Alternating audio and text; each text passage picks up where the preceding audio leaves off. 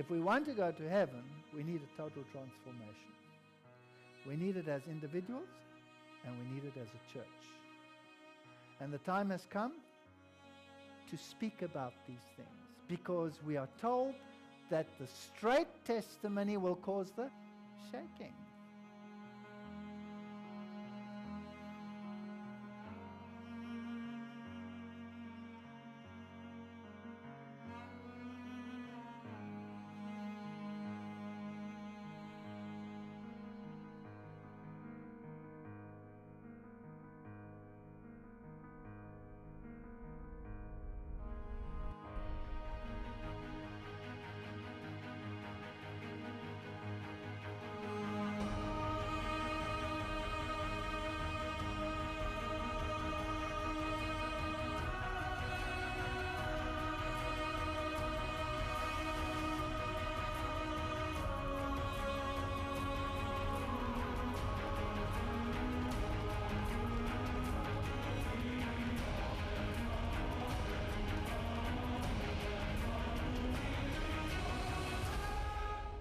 We will have to have a total transformation.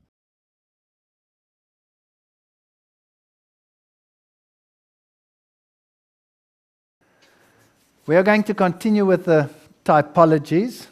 Nós vamos continuar com as tipologias. Remember that Agora, lembre-se que em Cádiz, os filhos de Israel não entraram por causa de incredulidade. Agora nós vamos para um outro período. Aqui está o nosso texto base. E não sede conformados com este mundo, mas sede transformados pela renovação do vosso entendimento, para que experimenteis qual seja a boa, agradável e perfeita vontade de Deus.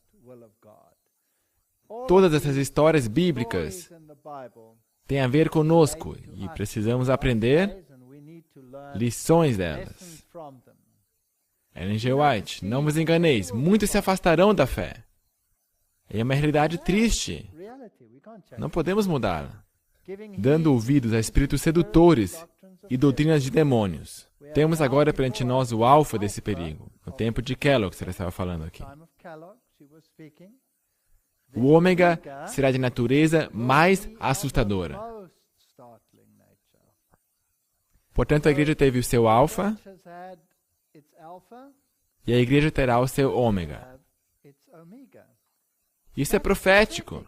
Por que todos nós nos desanimamos e capitulamos quando vemos ômega em todo lugar ao nosso redor e queremos abandonar a igreja? O ômega tem que acontecer.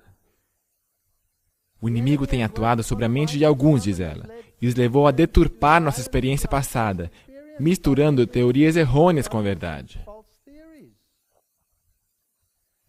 Ele levou ministros e professores a entrelaçar nas suas doutrinas alguns conceitos agradáveis de sua própria invenção. Cada desvio da verdade, como a temos advogado no passado, é um rompimento com a verdade que foi confirmada pelo Espírito Santo e sobre a qual Deus colocou o seu selo. Tivemos tudo isso na igreja. Não deveríamos estar surpresos que existe isso. Não nos deveria alegrar, é claro, mas não podemos mudá-lo. Quando eu vivia na casa de Carol Manor, Ellen White recebeu uma visão na qual ela parecia estar em companhia de muitas pessoas. Isso aí vem dos livros biográficos.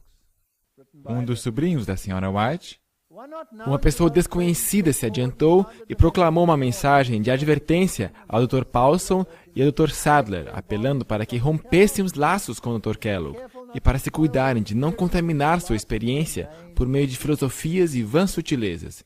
Desconectai-vos! Desconectai-vos! Esta é a minha mensagem, ela escrevera em uma carta aos médicos. O texto de sua carta era praticamente o mesmo que nas cartas destinadas aos irmãos Jones e Wagner, que agora estavam associados com o Dr. Kellogg em Battle Creek. Ou seja, mesmo grandes luzes que deram grandes mensagens da verdade podem se apagar. Não fixe o seu olhar em indivíduos. Eles podem se extinguir. O mensageiro que estava advertindo indicou que esses homens estavam em neblina, em um nevoeiro, inconscientes dos sentimentos sedutores no livro The Living Temple, O Templo Vivente. Esse foi um livro de Kellogg, com suas teorias panteístas.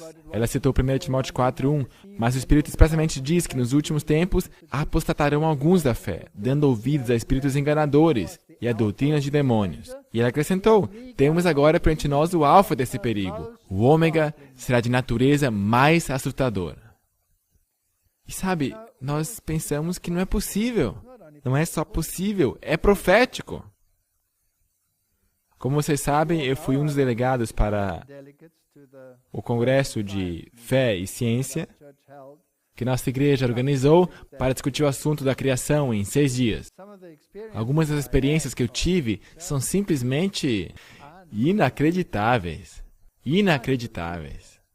Ouvimos todo tipo de doutrina estranha, de indivíduos em posições elevadíssimas, referências na igreja, de diretores de algumas das nossas principais faculdades e de outros cargos, os que você escolher. Você não vai acreditar que tais sentimentos possam existir dentro do adventismo. Panenteísmo, panteísmo, evolucionismo, tudo isso aí. Alguns membros estavam em lágrimas.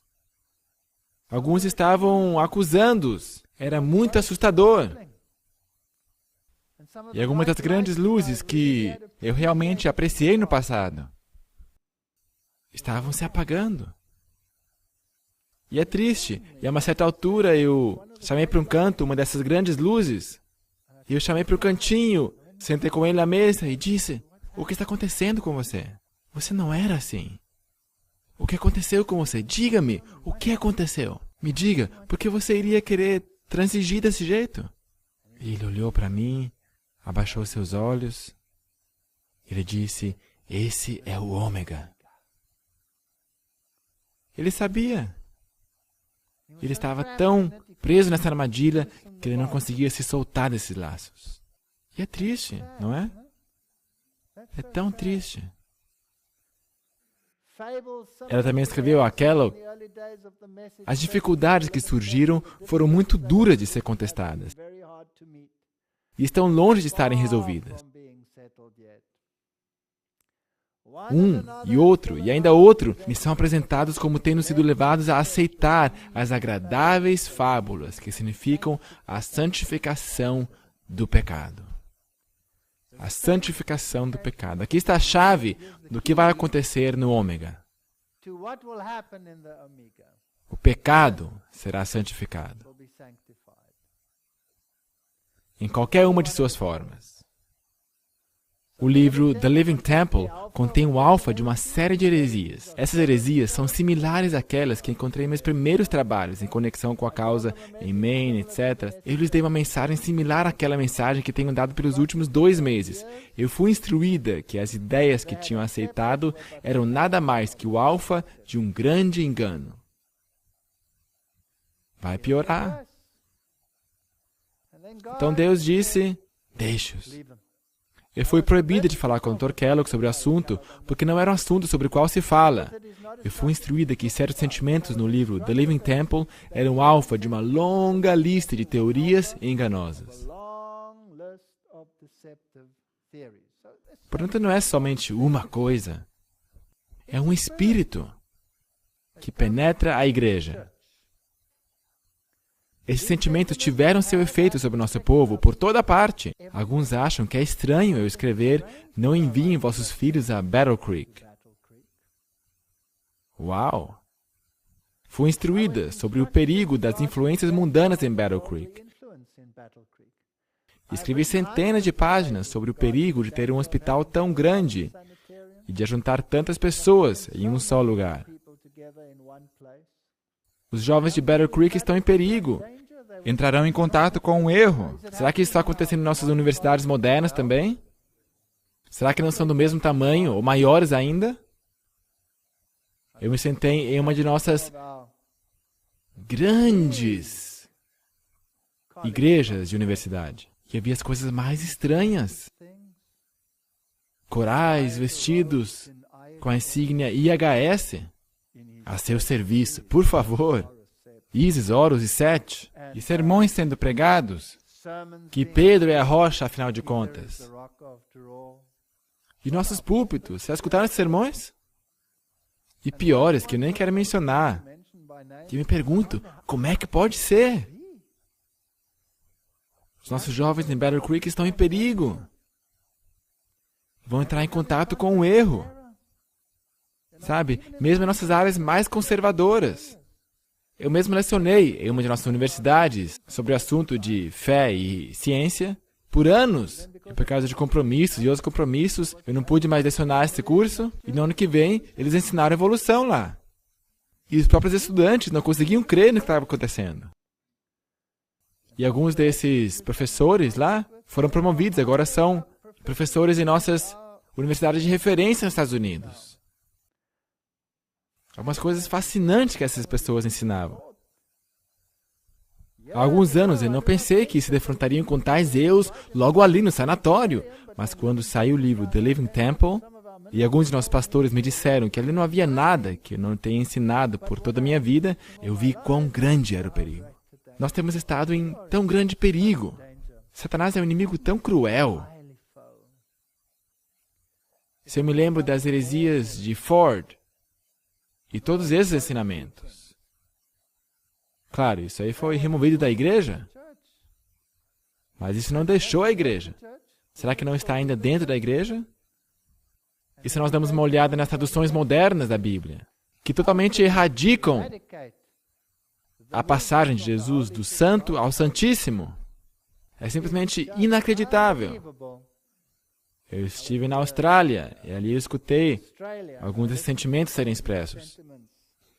E havia debates pela rádio e Ford estava falando sobre essas coisas. E está tão claro na Bíblia que Jesus entrou no lugar santo e não no lugar santíssimo, porque ele entrou com o seu próprio sangue, não entrou?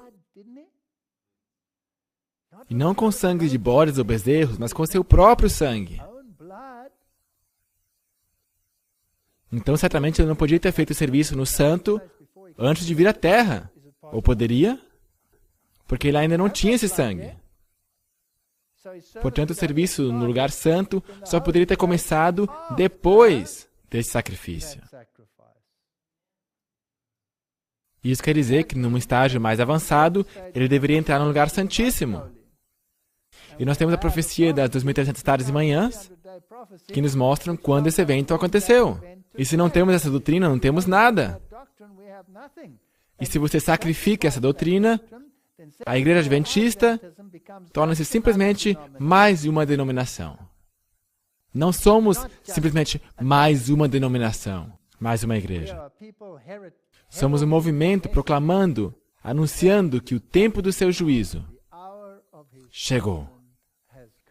Isso começou em 1844, e é isso que torna a Igreja Adventista especial, a separa das outras, e é por isso que Satanás odeia essa doutrina, porque ele quer que façamos parte da sopa. Nós não somos sopa, somos adventistas, adventistas do sétimo dia. Entraram em contato com o erro. Há alguns anos eu não pensava que haveria esse erro lá. E ainda mais, logo ali no sanatório, no centro médico. Mas quando saiu o livro The Living Temple, alguns pastores disseram que ele não havia nada. Essa é a história de nossa vida. O inimigo das almas tem procurado introduzir a suposição de que uma grande reforma devia efetuar-se entre os adventistas do sétimo dia e que esta reforma consistiria em renunciar às doutrinas que se ergueram como pilares de nossa fé e empenhar-se num processo de reorganização. Nós já vimos isso, sim ou não? Infelizmente, sim. A mensagem dos 3 anjos. Você não pode aparecer com uma doutrina assim. Cria divisão. Insulta as pessoas. É contra a lei. É uma fala de ódio. Você já viu essas coisas? Se tal reforma se efetuasse, qual seria o resultado? Seriam rejeitados os princípios da verdade, que Deus, em sua sabedoria, concedeu à igreja remanescente. Uau! Nossa religião seria alterada. Os princípios fundamentais que têm sustido a obra nesses últimos 50 anos seriam tidos na conta de erros. Isso não é só eu como oposição, isso é realidade. E não importa aonde você vá. Como a história desse comunista que eu contei na vez passada. Deus juntou uma congregação de 25 pessoas que ainda criam no que esta velhinha dizia. No meio daquele ambiente. Você pode crer nisso? Que senso de humor ele tem. Estabelecer-se-ia uma nova organização. Escrever-se-iam livros de ordem diferente. Eu visitei uma grande casa publicadora, cruzando a fronteira aqui. Eu entrei lá falando, uau, agora eu vou achar alguns livros interessantes. Era tudo muito colorido. Não como no passado. Antigamente era, sabe, uma cor. Não, agora não mais. Muito colorido. E todos esses livros estavam ali. Eu fui lá falar com a moça e disse, com licença, aonde estão os livros do Espírito de Profecia? Ela disse, logo ali atrás daquelas prateleiras ali. Eu falei, obrigado. Eu fui lá e havia alguns. Só alguns. Agora, existem muitos livros, não é verdade? Muitos livros. E eu olhei para eles e os contrastei com aquela enorme quantidade de livros. E pensei, eu não vou deixar isso quieto. Eu vou ser uma irritação. Quer dizer, isso faz parte da minha natureza. Eu vou ser uma irritação aqui também. E eu fui lá e perguntei, aonde está o gerente desse estabelecimento aqui? E ela me levou ao seu escritório. E falei, oi, eu sou da África do Sul. Eu percebi uma coisa muito interessante nas suas prateleiras. Você não quer vir comigo e dar uma olhada ali também? E ele veio comigo e nós andamos até lá ao fundo. E eu disse, olha aqui. Ele disse, sim, o que tem? Essas aqui são as folhas de outono. Mas por que estão escondidas aqui atrás? Eu pensei que essas eram as folhas de outono e não aquelas coloridas lá. Será que você não colocou suas prateleiras na ordem invertida? Ele ficou muito desgostoso comigo. Não preciso mencionar isso. Esse fanático da África do Sul. Eu fiz o mesmo numa de nossas universidades ali na Europa. Estavam tão orgulhosos de sua biblioteca. E tinham todos esses livros maravilhosos. Todos eles. E todos os seus teólogos. Eu mencionei os seus teólogos pelo seu nome. Eu disse, sabe, Jesus eu conheço. Paulo eu conheço. Ellen White eu conheço. Mas quem que é esse camarada Barth aqui? Eles tinham fileiras e prateleiras da autoria de Barth, comentando sobre Karl Barth. Mas Espírito de Profecia? Quem que é esse camarada Barth aqui? Eles também não gostaram dessa. Os princípios fundamentais que têm sustido a obra nesses últimos 50 anos seriam tidos na conta de erros. Eu recebo telefonema após telefonema e telefonemas. Você não vai falar sobre isso ou aquilo lá? Felizmente eu sou um pouco surdo de um ouvido. Introduzir-se-ia um sistema de filosofia intelectual. Os fundadores desse sistema iriam às cidades, realizando uma obra maravilhosa. O sábado seria naturalmente menosprezado, como também um Deus que o criou. Coisa alguma se permitiria opor-se ao novo movimento. Nós vamos falar um pouco mais sobre isso depois. Ensinariam os líderes a ser a virtude melhor do que o vício. Mas, removido Deus, colocariam sua confiança no poder humano, o qual, sem Deus, nada vale. Seus alicerces se fundariam na areia, e os vendavais e tempestades derribariam a estrutura. Vai acontecer, é profético. Se não acontece na sua igreja, encontre uma na qual isso acontece. Essa é a única solução. Quem tem autoridade para iniciar semelhante movimento? Possuímos a Bíblia. Temos nossa experiência como o atestado da milagrosa operação do Espírito Santo. Temos uma verdade que não admite contemporização alguma. É só certo ou errado. Não devemos repudiar tudo que não esteja em harmonia com essa verdade. É o nosso dever. Mas você não vai ser muito popular. Não se trata de um concurso de popularidade. Alguns me dizem, sabe, cristianismo é uma muleta. Eu digo não. Cristianismo não é para cissis. Uma alusão a um filme de uma mocinha na Áustria. Hesitei quanto ao envio daquilo que o Espírito do Senhor me impeliu a escrever. Ela mesma não queria escrever isso. Não posso escrever isso. Eu não queria ser compelida a apresentar a influência desencaminhadora desses sofismas, mas na providência de Deus, os erros que se têm insinuado têm de ser combatidos. É o nosso dever. Esse é o nosso trabalho. Os fatos relativos a Coré e seus companheiros, os quais se rebelaram contra Moisés e Arão e contra Jeová, acham-se registrados para servirem de advertência ao povo de Deus, especialmente os que vivem na terra perto do fim do tempo. Portanto, precisamos estudar essa tipologia. E se nós permanecemos dentro das fronteiras do Espírito de Profecia e da Bíblia, estamos em terra firme. Ela disse, estudem-no. Identifique qual é o erro e veja se consegue combatê-lo. É para isso que Deus nos deu esses exemplos. Satanás tem levado pessoas a imitarem o exemplo de Coré, Datã e Abirão. Nós temos isso na igreja. E é interessante que nós temos aí um aspecto religioso e um aspecto político. Porque Coré era o que queria ser o líder espiritual, o sumo sacerdote, e os outros representavam mais o aspecto diplomático político. E queriam formar esta coligação na liderança, como uma organização de igreja e Estado. Brilhante! Será que temos algo como isso em nossa igreja hoje? Em suscitar rebelião entre o povo de Deus. Os que se permitem levantar-se em oposição ao claro testemunho enganam-se a si mesmos. E tem realmente pensado que aqueles sobre os quais Deus colocou o encargo de sua obra eram exaltados acima do povo de Deus e que seus conselhos e reprovações eram indesejados. Tem se erguido em oposição ao franco testemunho que Deus queria que dessem em reprovação aos males existentes entre o povo de Deus. Eu equilibro essas palestras com outras palestras como a intitulada Sou eu o guardador do meu irmão?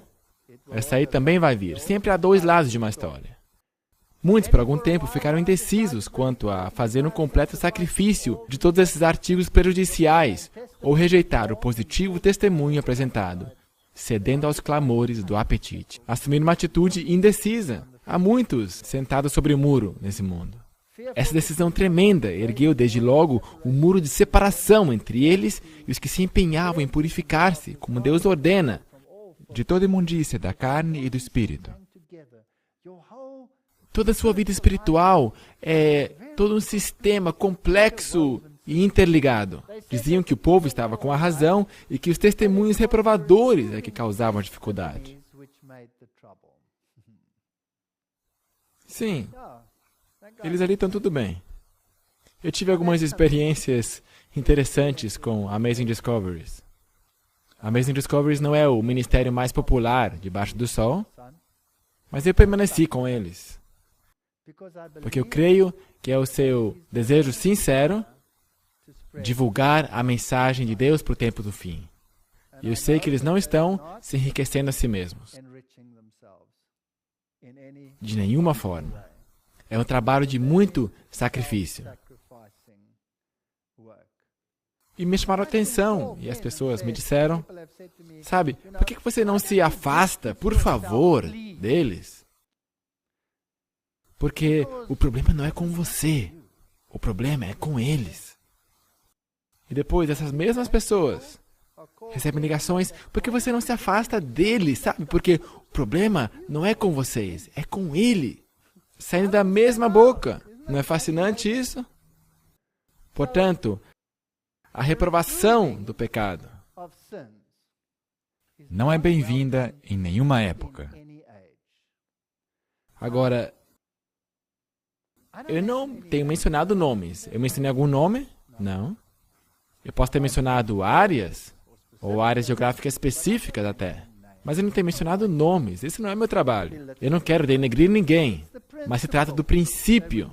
É disso que estamos falando. E quando os rebeldes desenrolam sua bandeira, todos os desafetos acorrem ao redor do estandarte e todos os defeituosos espirituais, os coxos, os mancos e os cegos, unem sua influência para espalhar e semear a discórdia. É tão contagioso e é tão difícil lutar contra isso. E você realmente tem que chorar entre o pórtico e o altar. A senhora White continua: cada progresso dos servos de Deus nas linhas de frente da obra tem sido observado com suspeita por aqueles que tinham um espírito de insurreição. E todas suas ações foram mal interpretadas pelos críticos, até que almas honestas foram puxadas para dentro da armadilha por falta de conhecimento correto. Se alguém não se articula, estamos perdidos. Sabe, eu me pergunto às vezes, será que eu deixei tudo lá fora? Eu abandonei meu emprego na universidade. Deus me deu de volta esse cargo, mas naquela época eu deixei, por amor a esta verdade. Eu perdi a família, eles me rejeitaram, não vieram à minha casa por 23 anos.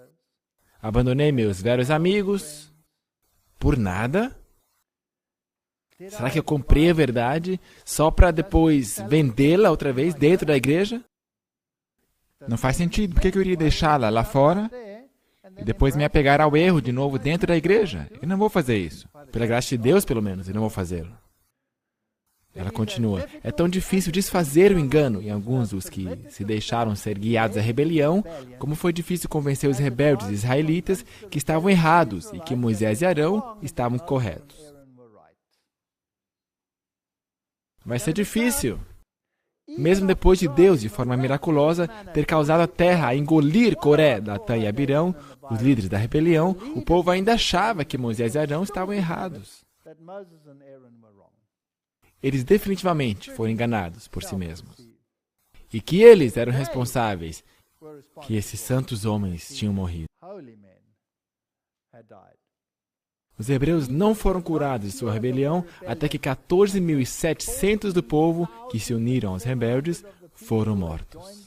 E depois de tudo isso, Deus, em sua misericórdia, condescendeu em fazer um notável milagre na vara de Arão para firmar seu pensamento para sempre sobre o assunto do sacerdócio.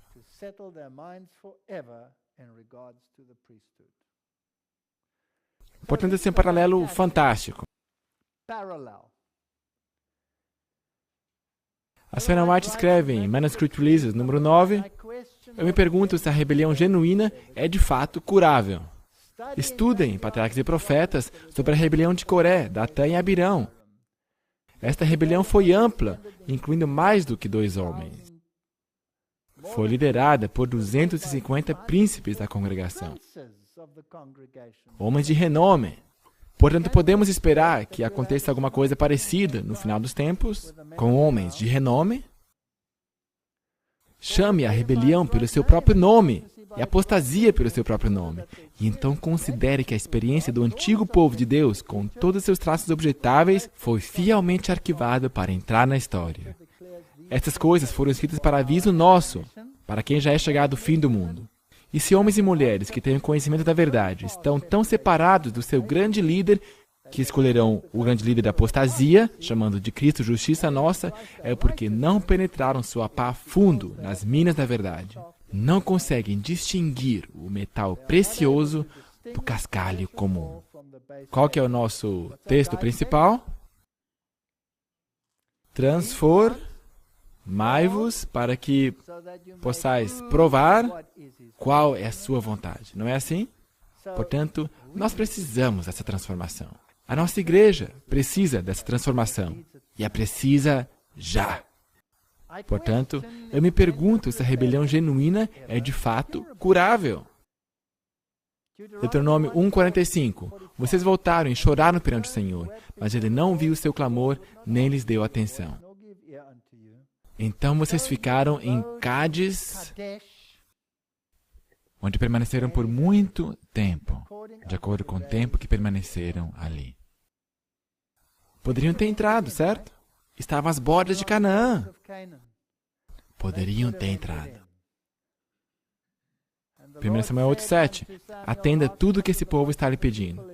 Não foi você que rejeitaram, foi a mim que rejeitaram como rei, para que não reinasse sobre ele. Eles queriam que esses líderes os guiassem de volta ao Egito. Todavia o povo recusou-se a ouvir a Samuel e disse: não, queremos ter um rei. Uau! As pessoas sempre me perguntam qual que é a melhor forma de governo. E sem hesitação eu respondo: teocracia. Democracia é uma mentira, é o reinado da maioria, e a maioria sempre está errada. Não é verdade? Sim. Queremos um rei. Rejeitaram o espírito de profecia. Escolheram uma nova liderança, baixas pessoas de Coré, Datã e Abirão, e 250 príncipes de Israel. E esse movimento causou a destruição de 14.700 seguidores. Esse é só um número pequeno, tipológico. Eu me pergunto qual será o número antitípico.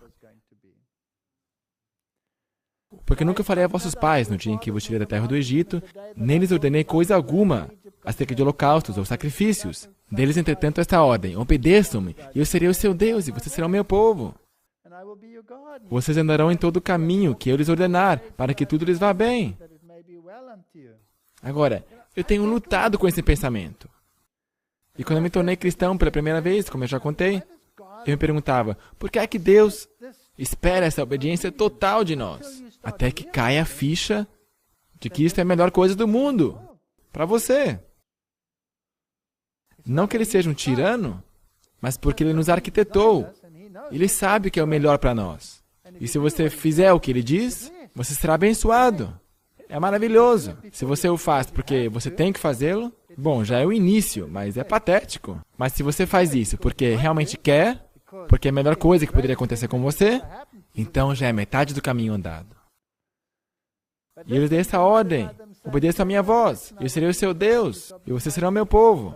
Mas eles não me ouviram, nem me deram atenção. Antes seguiram o raciocínio rebelde de seus próprios corações maus. Andaram para trás e não para frente. Então o espírito de Laodiceia se desenvolve aqui. Todavia, poucos ficam armados ou atônitos com sua falta de poder espiritual. Desde a época do encontro de Minneapolis, diz ela, tenho visto o estado laodiceano da igreja como nunca antes. Portanto, aqui temos essa experiência de Cádiz, e a partir dessa experiência de Cádiz, nós temos qual resultado? Uma rebelião. A igreja adventista passou por uma experiência de Cádiz em 1888, e depois disso, uma rebelião. Estamos fazendo exatamente a mesma coisa. Houve a reprovação de Deus contra os que se sentiam tão satisfeitos e que não conheciam sua pobreza espiritual. Jesus lhes fala a mesma coisa que disse a mulher de Samaria. Se tu conheceras o dom de Deus, e quem é o que te diz, dá-me de beber, tu lhe pedirias e ele te daria água viva. A nossa igreja precisa disso. Como os judeus, muitos fecharam seus olhos para que não vejam. Mas há um grande perigo agora em fechar os olhos para a luz e em se afastar de Cristo, não sentindo a necessidade de nada. Como nos tempos em que ele estava nessa terra, os que resistem à mensagem de Deus por seus humildes servos pensam estar em divergência com o irmão White, por suas ideias não se harmonizarem com as deles. Mas esta discrepância não se atribui à irmã White, mas ao Senhor, que lhe deu esta incumbência. Esse provavelmente é o maior problema na igreja. E como eles tentaram burlar isso? Mesmo aqueles que dizem crer nisso. Isso não cabe na minha cabeça. Ela provavelmente foi influenciada pelas notas marginais da King James, para que dissesse o que disse. Ups. Eu levanto a minha mão e pergunto, por o que mais ela foi influenciada para dizer o que ela disse? A peregrinação pelo deserto não foi simplesmente ordenada como um juízo sobre os rebeldes e murmuradores, mas servia à geração que crescia como disciplina preparatória à sua entrada na terra prometida. Moisés declarou-lhes, como um homem castiga seu filho, assim te castiga o Senhor teu Deus. Portanto, você vai ter que passar por tudo isso, a experiência da fome, a experiência do maná, e nós temos que passar pelo mesmo. O que é que nos vai sustentar nesta crise? O maná. Nós temos que comê-lo, nós temos que internalizá-lo, nós temos que viver em harmonia com ele e temos que parar de murmurar. Achou-os na terra deserta, e num ermo solitário, cheio de uivos. Trouxe-os ao redor. Instruiu-o, guardou-o, como a menina do seu olho. Esse povo rebelde Sabe o que é fascinante? Aqui eles se rebelaram, todos eles têm que voltar. Por que Caleb, Josué, Arão, Moisés, Miriam não puderam entrar na Terra Prometida? Será que eles tinham feito alguma coisa errada nesse ponto? Não. Tiveram que voltar e ir com esse povo murmurador, faladeiro, lamentador. Portanto, os Arãos, os Moiséses, todos esses hoje têm que simplesmente retroceder e conviver com esse povo murmurador, faladeiro, lamentador. Agora, vamos dar uma olhada na doutrina desse Coré. Isso é fascinante. Número 16, verso 1. Corá, filho de Izar, neto de Coate, bisneto de Levi, reuniu Datã e Abirão, filhos de Eliabe e On, filho de Pelete, todos da tribo de Ruben. Agora, por que você acha que ele dá a genealogia? Porque no segundo mandamento diz, até os filhos da terceira e quarta geração. Nós vamos falar sobre isso mais tarde, vai ficar muito interessante. E se insurgiram contra Moisés.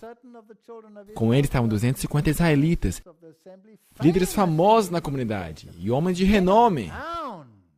Você acha que isso aqui também foi escrito para advertência nossa? E quando alguns veem isso, as pessoas me dizem que vão abandonar a igreja. Moisés nunca deixou a igreja. Eles se juntaram contra Moisés e Arão e eles disseram, vocês têm muita pretensão. A Assembleia toda é santa. Aqui está um dos problemas. Cada um deles é santo, e o Senhor está no meio deles. Então por que vocês se colocam acima da Assembleia do Senhor? Por que o Senhor somente falaria por você? Ele pode falar por mim também. Deus pode me mostrar que eu devo fazer isso e aquilo. Será que escutamos isso também na igreja? Santos versus pecadores. Patriarcas e profetas. E assim Coré e seus companheiros obtiveram a atenção e conseguiram o apoio do povo. A notícia de que as murmurações do povo acarretaram sobre eles a ira de Deus declarou-se ser um engano. Disseram que a congregação não estava em falta, visto que não desejavam nada mais do que os seus direitos. Esse é o espírito de hoje. Esse é o espírito de hoje. Mas que Moisés era um governador déspota, que ele reprovara o povo como pecadores, sendo eles um povo santo, estando o Senhor entre eles. E nós temos a mesma atitude hoje. O Senhor não se importa sobre o que você veste, ou o que você come, ou o que você faz. Isto é legalismo. Isso é patético. Tudo que você tem que fazer é amá-lo. E Ele vai te aceitar do jeito que você é. E vai estar tudo bem. E a forma como nós conseguimos membros para a igreja não é com a verdade ou com a pregação. Não, nós temos clubes do café, temos música, isso, aquilo lá, e o Senhor vai aceitá-lo como sua melhor forma de adoração. Será que temos isso hoje? Claro. Coré passou em vista a história de suas viagens através do deserto, onde haviam sido levados a situações angustiosas, e muitos pereceram por causa de sua murmuração e desobediência. Seus ouvintes julgaram ver claramente que suas dificuldades poderiam ter sido evitadas se Moisés tivesse adotado um procedimento diferente. Agora essa Ellen White, uau! Raciocínio do século XIX, onde já se viu querer impor isso sobre nós. Uma madame velhinha, firim-fim-fim. Só um momento, ela não era uma madame velhinha? Ela tinha 17 anos de idade quando se tornou uma profetisa. Isso é uma criança. É uma criança. Concluindo que todos os seus fracassos eram atribuíveis a ele. E sua exclusão de Canaã foi em consequência da má administração de Moisés e Arão. Bem, a igreja adventista decidiu que não conseguia mais aguentar a sua presença e a enviaram para a Austrália. Lembram? Se Coré fosse seu dirigente e os animasse, ocupando-se com suas boas ações, em vez de lhe reprovar os pecados, aí sim, foram lisonjeados por Coré. E o seu grupo, a ponto de chegarem a crer que eram realmente um povo muito bom. E esta é a nossa teologia moderna. Este é o estilo de pregação que nós temos hoje em dia? Nunca, de jeito nenhum, fale alguma coisa que cause turbulências nas águas. Sejamos doces, gentios, nós somos todos gente boa. Vai lá e faça suas boas obras e prove para todos que vocês são gente fina. E assim, milhares virão à igreja. Eu estive num país muito nórdico, na Europa.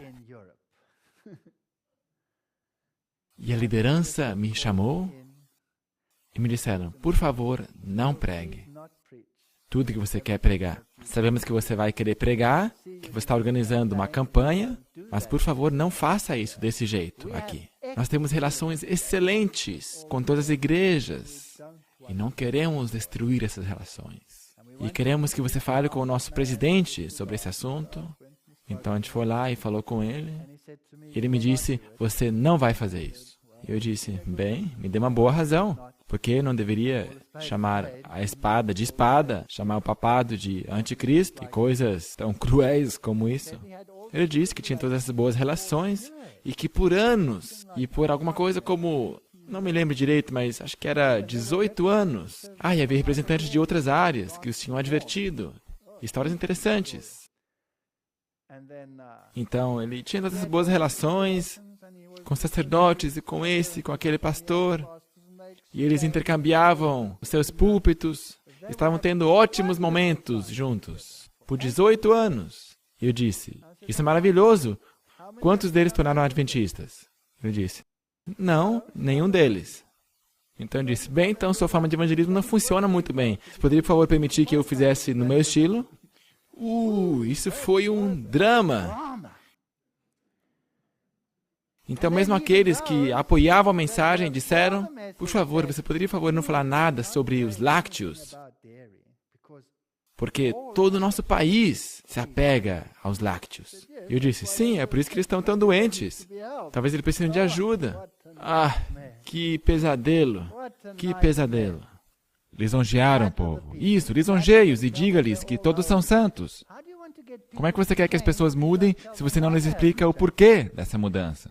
Certo? Ontem nós tivemos um grupinho aqui. Eu, aliás, aprecio a coragem das pessoas que vieram aqui ontem em frente, depois do culto. Quantos de vocês daqui à frente ontem eram católicos romanos? Não havia 2? 2. Bem, havia 4, então era metade, certo? 50% eram católicos romanos. Me dizem que você não pode falar o que você fala, porque vai ofender os católicos. Não, os 2 aqui ontem provaram que isso muda os católicos. Um sacerdote católico romano me telefonou, ele me disse, obrigado por sua mensagem. Eu não sou mais um sacerdote católico romano. Ele, na verdade, disse, obrigado por me libertar dessas correntes que me amarravam. Não é lindo isso?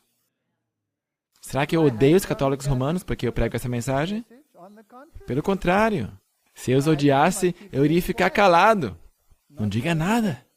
Tinham alimentado carinhosamente a esperança de que uma nova ordem de coisas estivesse prestes a estabelecer-se, na qual a reprovação seria substituída pelo louvor. Isso é poderoso. E ansiedade e conflito pela comodidade.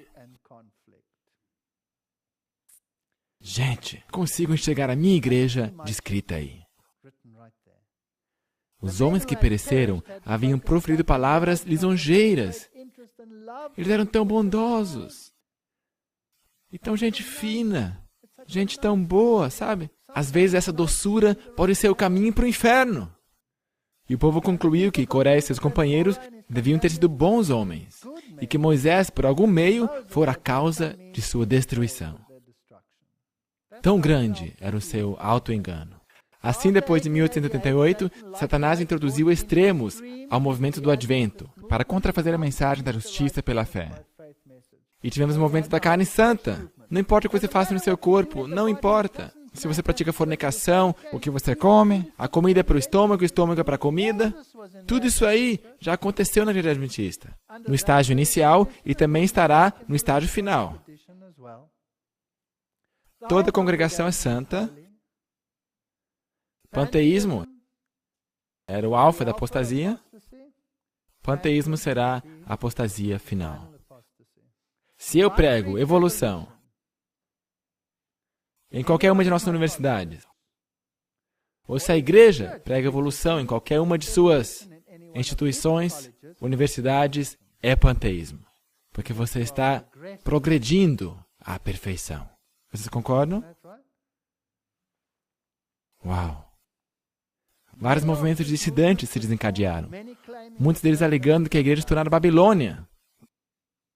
Todas essas coisas. Não responsabilize a Deus por isso. Talvez tenhamos de permanecer muitos anos mais nesse mundo, por causa de insubordinação, como aconteceu com os filhos de Israel. Mas por amor de Cristo, o seu povo não deve acrescentar pecado a pecado, responsabilizando a Deus pela consequência de seu próprio procedimento errado. Podemos apressar o dia. Ela diz, dando o evangelho ao mundo, está em nosso poder apressar a volta de nosso Senhor. O ponto é, os seus inimigos zombaram deles. Números 14. Moisés disse ao Senhor, então os egípcios ouvirão que, pelo teu poder, fizeste esse povo sair dentre eles, e falarão disso aos habitantes da terra. E ouvirão que tu, ó Senhor, estás com este povo, e que te veem face a face, Senhor. E que a tua nuvem paira sobre eles, e que vais adiante deles. Numa coluna de nuvem de dia, e numa coluna de fogo de noite.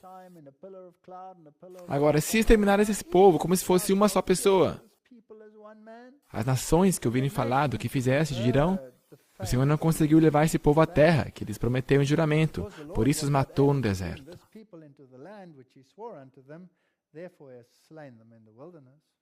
Nós temos tornado um provérbio. Não somos admirados. O povo de Deus não é admirado, como deveria ser. Somos simplesmente mais um membro ecumênico. Nações gentílicas tinham zombado do Senhor e de seu povo, porque os hebreus não puderam tomar posse de Canaã, como era sua expectativa, logo depois que saíram do Egito. Seus inimigos tinham triunfado, porque Israel vagueara tanto tempo no deserto, e zombeteiramente haviam declarado que o Deus dos hebreus não era capaz de levar a terra prometida. Será que eles zombaram dos adventistas do sétimo dia?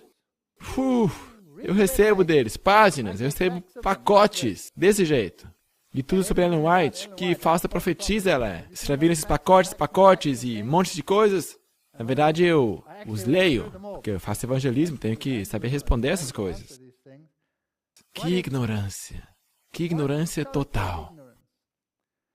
E Satanás o empilhou contra essa igreja. E apesar disso, ele está perdendo almas. Portanto, quem realmente está no controle? Deus está no controle. O Senhor manifestará agora de maneira assinalada o seu poder e favor, e os inimigos destes não mais os podiam reprovar, quando eles vieram outra vez.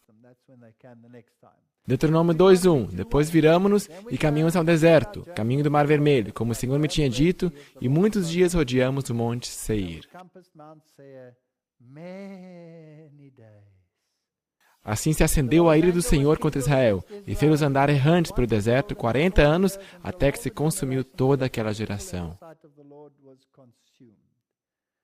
E aqueles muitos dias, na verdade, foram 38 anos. 38 anos.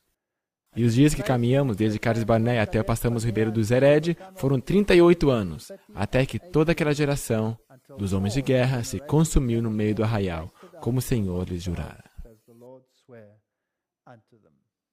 Agora vamos dar um pulo lá em Jeremias.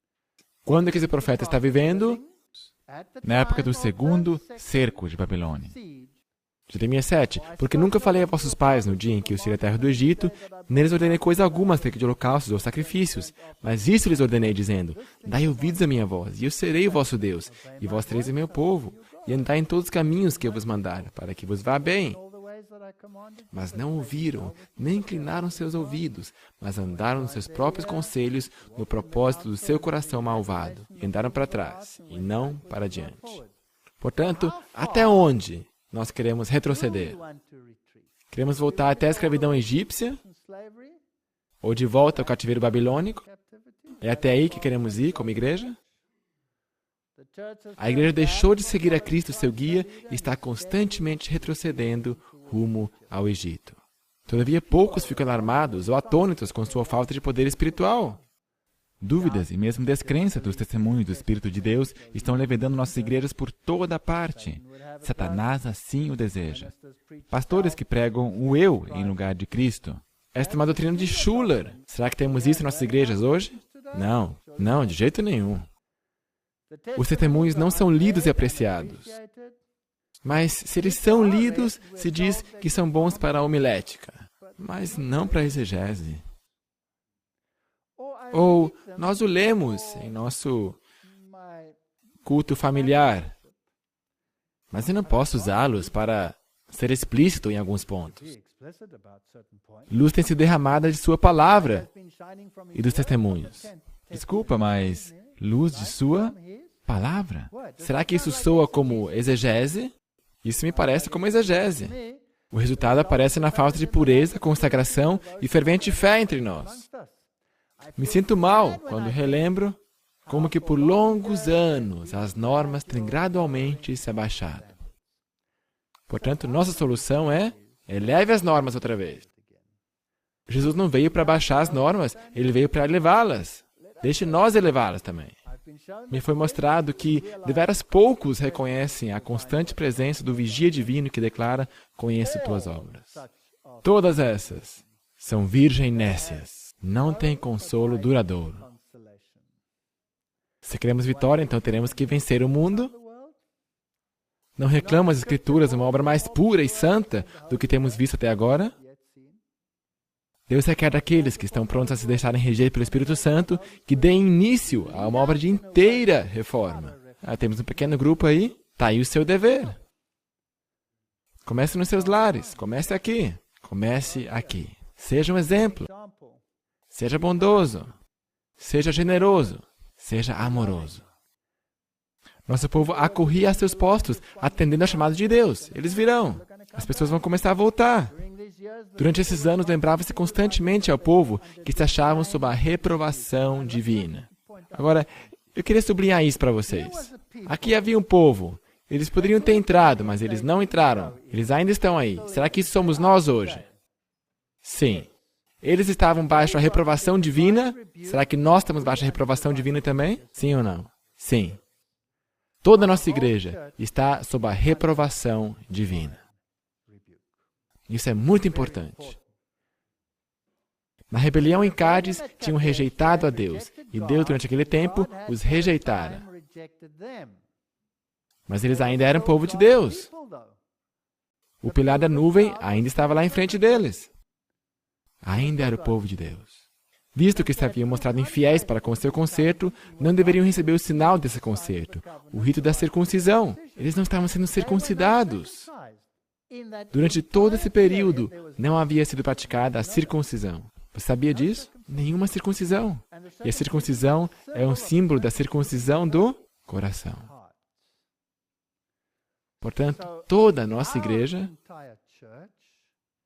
não tem a circuncisão do coração, como igreja. Estavam proibidos de praticar o ritual. Seu desejo de voltar à terra de escravidão mostrara serem eles indignos da liberdade. E a ordenança da Páscoa, instituída para comemorar o livramento do cativeiro, não deveria ser observada. Não tinha permissão para circuncidar e não tinha permissão de observar a Páscoa. A mesma coisa acontece conosco. A mesma coisa. Agora, quando que a reprovação divina foi removida? Isso é importante. Eu quero saber para onde que o tipo nos guia. Quero saber aonde estou na linha do tempo. Josué 5:7. Porém, em seu lugar, pôs a seus filhos. A estes, Josué circuncidou. Portanto, era um pouco antes de entrar em Canaã. Porquanto estavam incircuncisos, porque os não circuncidaram no caminho. E aconteceu que, acabando de circuncidar toda a nação, ficaram no seu lugar no arraial, até que sararam. Que tipologia linda aqui. E disse mais o Senhor a Josué: hoje retirei de sobre vós o opróbrio do Egito.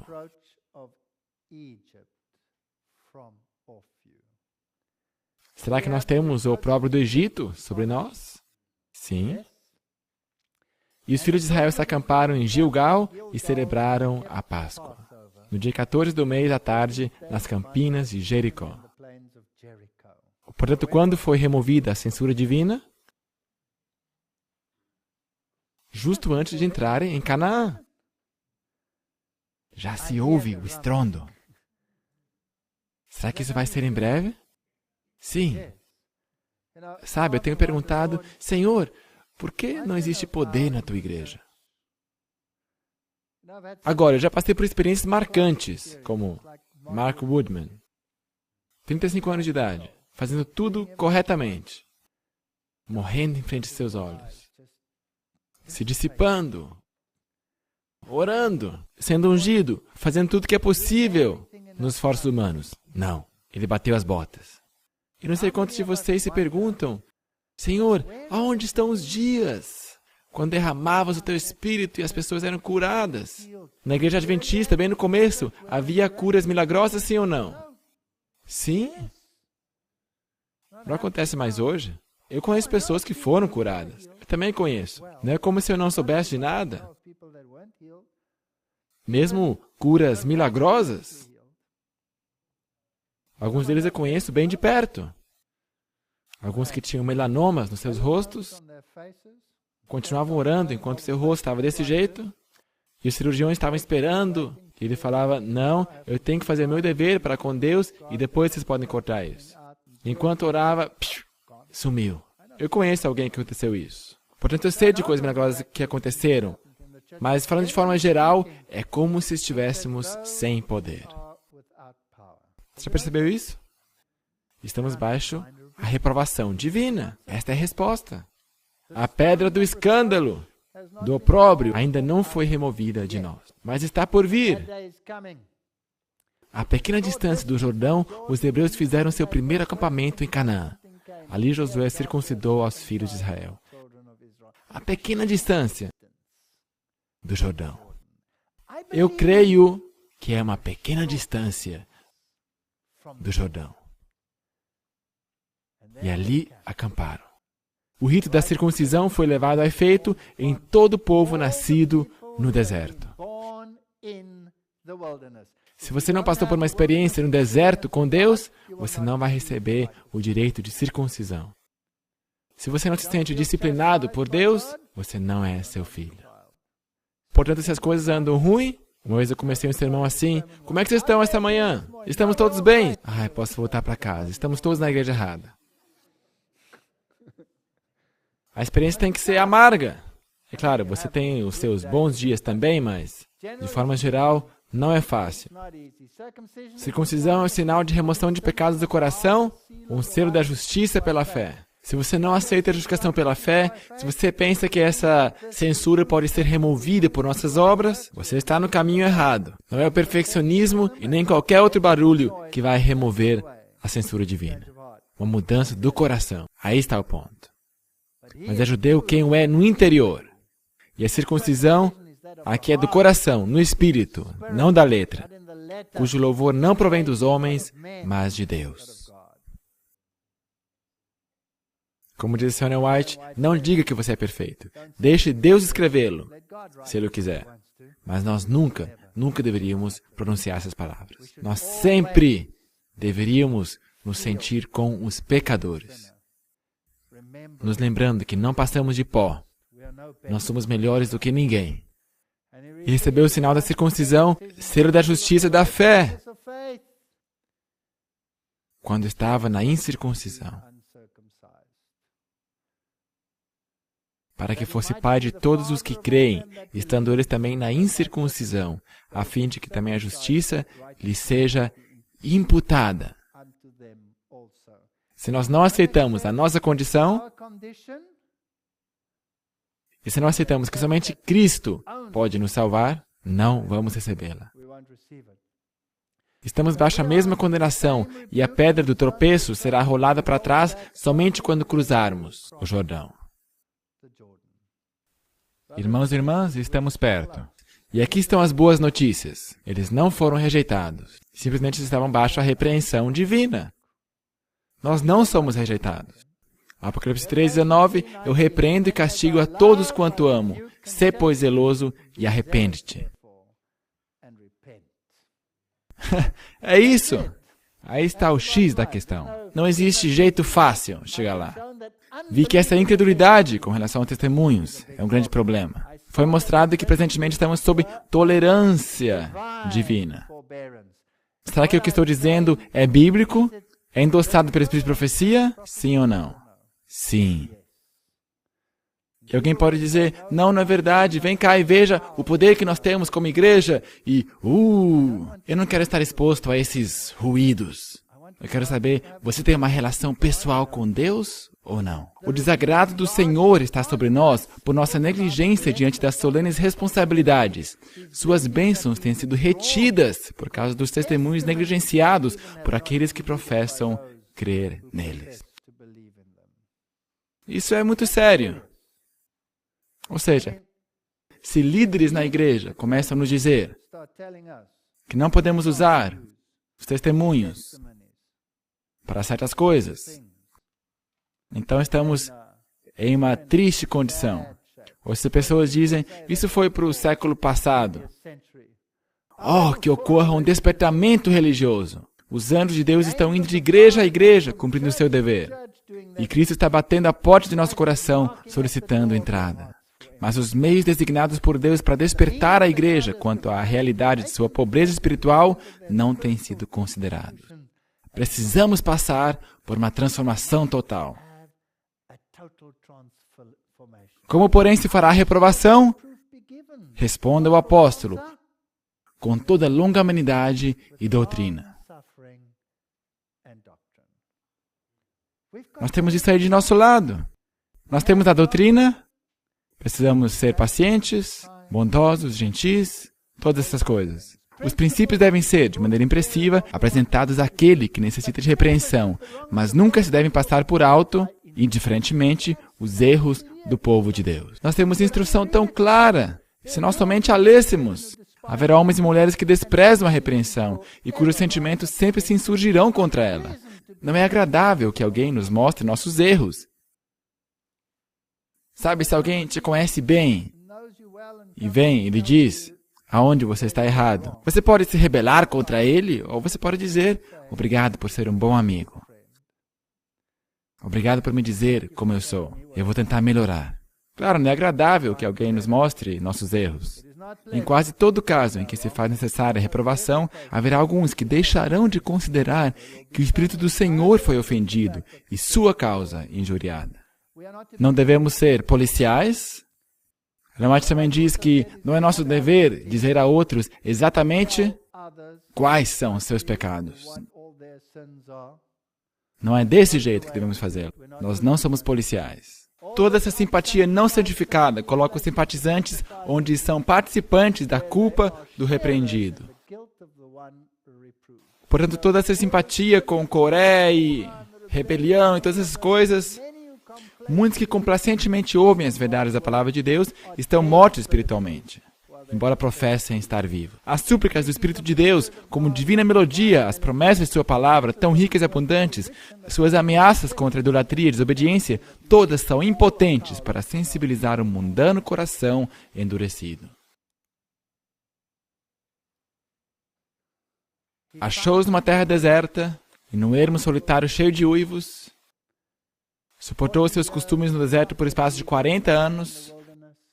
Mesmo Caleb, Josué e Moisés foram divinamente guiados de volta ao deserto. Não começaram um novo movimento, não se isolaram. Também nós não devemos fazê-lo. Porque povo santo és ao Senhor teu Deus. Com ou sem reprovação divina. O Senhor teu Deus te escolheu para que fosse seu povo especial.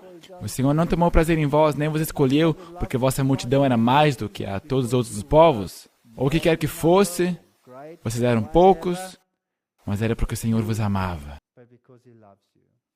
Isso é tão bonito. Eu repreendo e castigo a todos quantos amo. Sê, pois, zeloso, e arrepende-te. Amém.